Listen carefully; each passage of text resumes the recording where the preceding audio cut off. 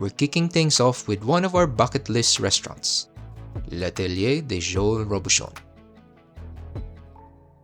Now, fine dining in Paris can easily break the bank, but we cracked the code with their €55 lunch formula. You get an amuse-bouche, a starter, a main, and a dessert. It started with their iconic l'amuse-bouche, a rich, silky shot of warm foie gras cream, topped with a delicate port reduction and a cloud of Parmesan foam. Simply heaven in a glass. For starters, Julie went with Le Potiron, a stunningly smooth pumpkin veloute, and I opted for the rich, classic terrine. For the main course, Julie had Le Saint-Jacques, perfectly seared scallops with earthy lentils. I went for their elevated take of tête de cochon. But strange as it may sound, it's not often that a side dish becomes the main role. Every main comes with a complimentary serving of the signature, legendary Joël Robuchon mashed potatoes. It's 50% butter, 100% perfection. Of course, you can't have a meal like this without wine. We paired this with a crisp white Bordeaux and a truly exceptional deep red 2016 Fougère. To finish, Julie had a flawless Paris Brest. And I dived into the famous Le Chocolat sensation.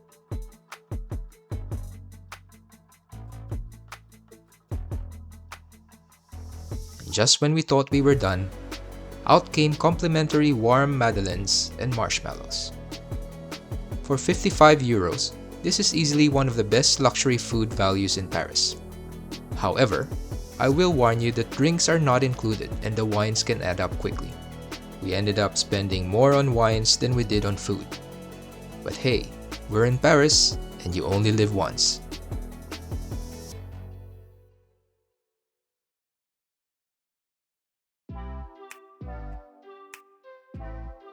We decided to check out Galeries Lafayette Le Gourmet for the first time.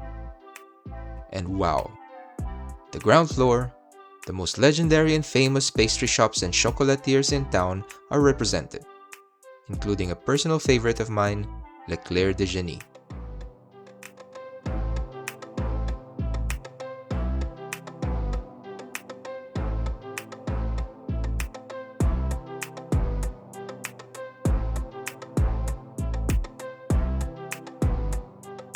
One level down is the supermarket section. We decided to build the ultimate French night in. We loaded up on cured duck breast,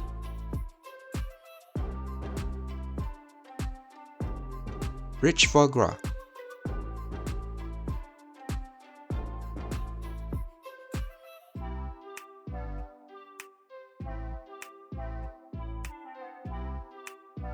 artisanal saucisson, a selection of local cheeses,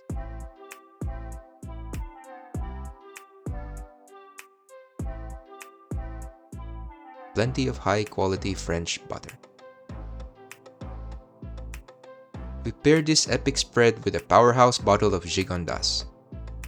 If you want a luxurious but relaxed night in, this is how you do it.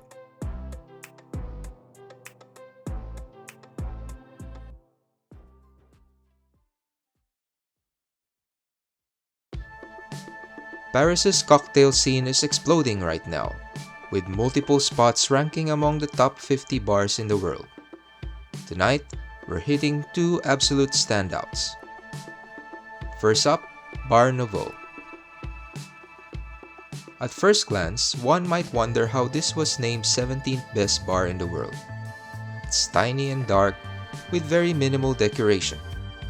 But once you're inside, from the service, to the vibe, to the cocktails, we totally got it. For round 1, we ordered Le Parisian and the Colonel.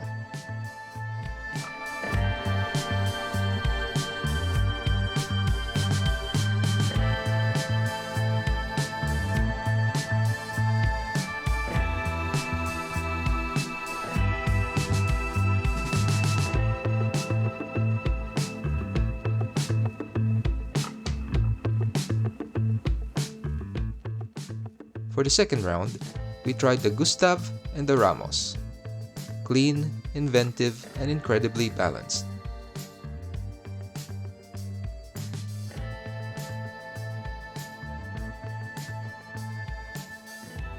Next, we headed to Danico. These guys are known for pushing the boundaries of flavor. Case in point, our round 1 featured the Tarte Tatin cocktail. While most apple-themed cocktails simply use apple and cinnamon flavored liqueurs, this one stood out as you can actually taste pastry. Another wild creation is called Idée Fixe, which is a blue cheese martini. Yes, blue cheese. It sounds crazy, but it's absolutely genius. We kept the momentum going for round 2 with the Café de Flore and the brilliantly named Jacques Lafripouille. If you appreciate creative mixology, this joint is not to be missed. While exploring Marché Saint-Germain, something piqued our curiosity.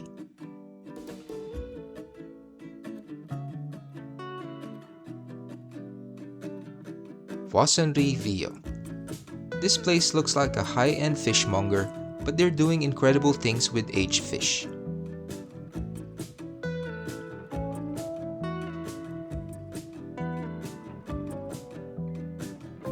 As it was cold that day, we started with their fish soup. It was just brought with no fish or vegetables, but the depth of flavor is absolutely mind-blowing.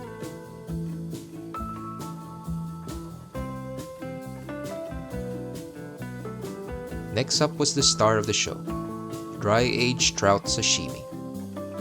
It was incredibly clean, texturally perfect, and packed with umami.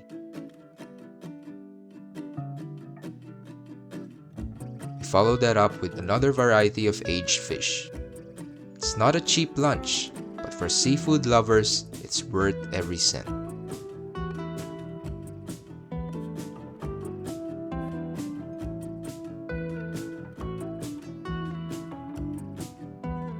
But hey, we love a high-low balance. So to contrast the light seafood lunch, dinner was at Dumbo Marais for a legendary Paris smash burger. Thin patties with crispy edges, perfectly melted cheese, and a good quality bun. Everything a good smash burger should be.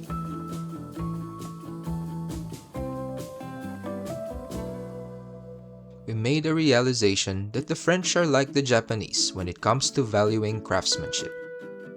This is evident, whether it's a traditional croissant or a non-traditional burger.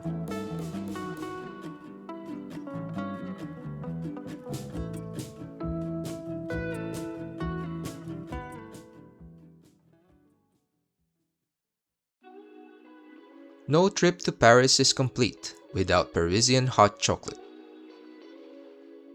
For a perfect mid-afternoon pick-me-up, we snagged a terrace table at the historic Les Deux Magots. The place itself, with its rich history and status, is worth the visit, but don't miss their old-fashioned hot chocolate. It's incredibly thick, rich, and practically a dessert in itself.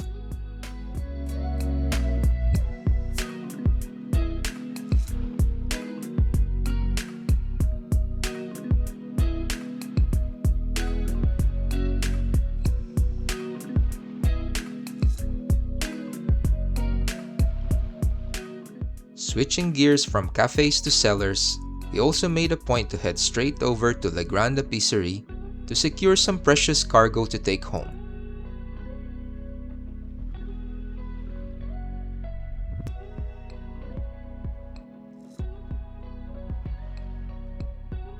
We walked away with 3 absolute gems.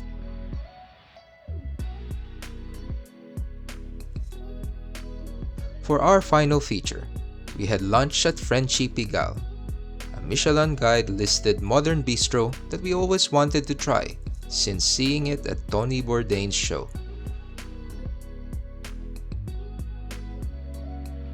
For entrees, we shared the cleverly executed mushroom, which is comprised of roasted mushrooms, a cream sauce, and a perfectly soft-boiled egg.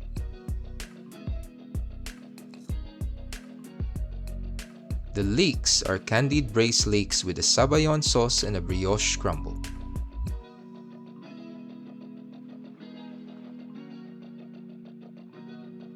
For the mains, we were reminded that simple dishes like roast chicken and seared salmon are classics for a reason. And for dessert, we tried their creative take on banoffee and crumble. It was the perfect, vibrant end to an unbelievable food tour.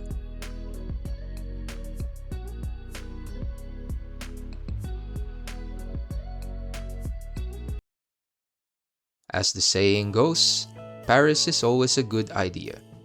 From €55 Michelin meals to blue cheese martinis and aged trout sashimi, the city just keeps surprising us. Let us know in the comments which of these spots you'd hit first. Don't forget to hit the subscribe button, drop a like, and we'll see you in the next episode.